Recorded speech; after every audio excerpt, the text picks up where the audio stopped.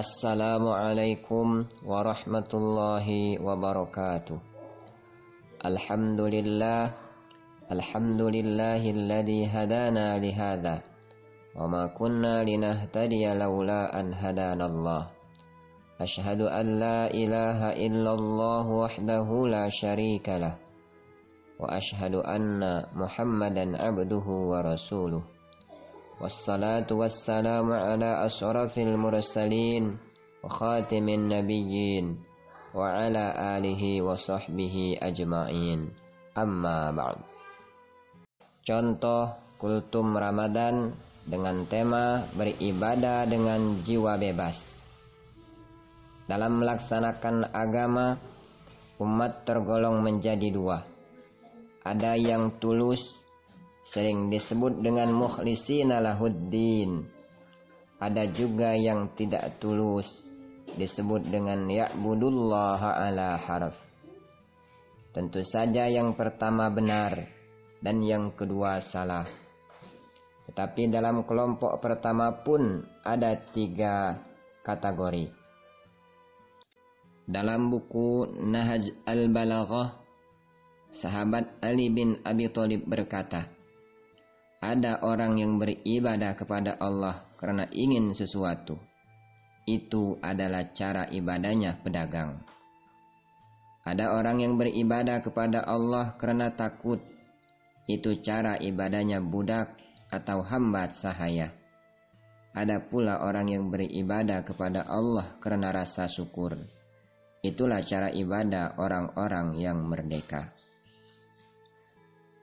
Jika kita berpikir akan dapat pahala apa atau dapat untung berapa ketika hendak bersedekah, itu artinya kita beribadah dengan cara pedagang. Lebih mempertimbangkan untung dan rugi. Jika kita sholat duha karena ingin mendapatkan dan dilancarkan rezeki, berarti kita mengharap imbalan dengan ibadah yang kita lakukan. Meski dibolehkan ibadah semacam ini, tetapi ibadah seperti ini bukan cara yang terbaik. Jika kita baru terpanggil untuk beribadah karena takut masuk neraka, itu berarti kita termasuk kelompok kedua. Beribadah dengan cara budak atau caranya anak kecil. Ini mirip pengendara sepeda motor yang memakai helm karena takut ditangkap polisi, bukan demi keselamatan dirinya sendiri.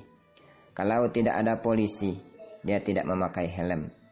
Polisi boleh saja tidak ada, tetapi kecelakaan bisa terjadi kapan saja. Atau anak kecil yang sholat karena takut kepada hukuman orang tua. Dia beribadah karena takut. Tapi kita bukan anak kecil dan kita bukan hambanya orang lain. Oleh sebab itu, mari kita beribadah bukan karena takut kepada hukuman Allah Subhanahu wa ta'ala ataupun nerakanya Allah Subhanahu wa ta'ala. Kemudian yang ketiga adalah cara beribadahnya orang-orang yang berjiwa bebas. Orang seperti ini melaksanakan sholat bukan lantaran takut neraka, dan beribadah tidak hitung-hitungan. Kira-kira saya nanti dapat apa jika saya sholat atau beribadah. Tetapi semata-mata karena sadar Allah satu-satunya yang patut disembah. Ibaratnya, ada atau tidak adanya polisi, orang seperti ini akan tetap menggunakan helm demi menghindari bahaya.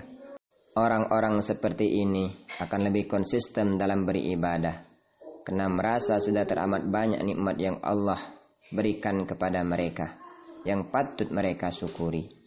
Sebesar apapun derita yang dialami, mereka lebih memandang kenikmatan yang ada di balik itu semua. Sesuatu yang patut mereka syukuri sehingga terdorong untuk terus beribadah. Orang yang beribadah dengan cara pedagang dan budak biasanya bersikap hitung-hitungan. Dia cenderung hanya mengerjakan ibadah wajib. Sudah merasa cukup kalau sudah melaksanakan sholat 5 waktu.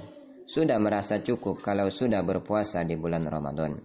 Tetapi orang yang beribadah dengan jiwa bebas akan selalu terdorong untuk beribadah sebanyak-banyaknya. Sebab orang seperti ini yakin sekali nikmat Allah yang harus disyukuri pun begitu amat banyak, bahkan tak terhitung. Wa in ta'uddu nikmatallahi la tuhsuha. Dari sinilah kita bisa memahami Mengapa Rasulullah Shallallahu Alaihi Wasallam selalu bangun malam, salat tahajud dan witir sampai kaki beliau bengkak?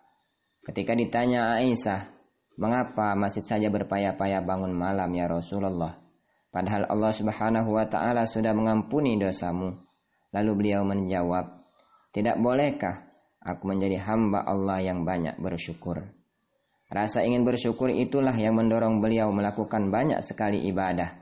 Dengan kata lain, ibadah yang beliau lakukan itu merupakan wujud dari rasa syukur kepada Allah atas segala karunia-Nya.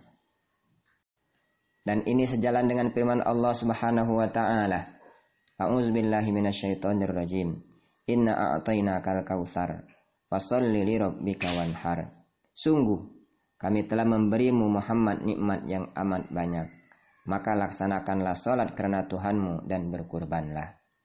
Dari sini pula kita bisa memahami ungkapan Siti Rabi'ah Al-Adawiyah ketika beliau bermunajat kepada Allah, ya Allah, aku menyembahmu bukan karena takut siksamu, juga bukan karena aku ingin mendapat pahala darimu, tetapi aku menyembahmu semata-mata karena engkau memang layak dan patut untuk disembah. Demikianlah contoh kultum Ramadan dengan tema beribadah dengan jiwa bebas ini. Semoga bermanfaat. Wassalamualaikum warahmatullahi wabarakatuh.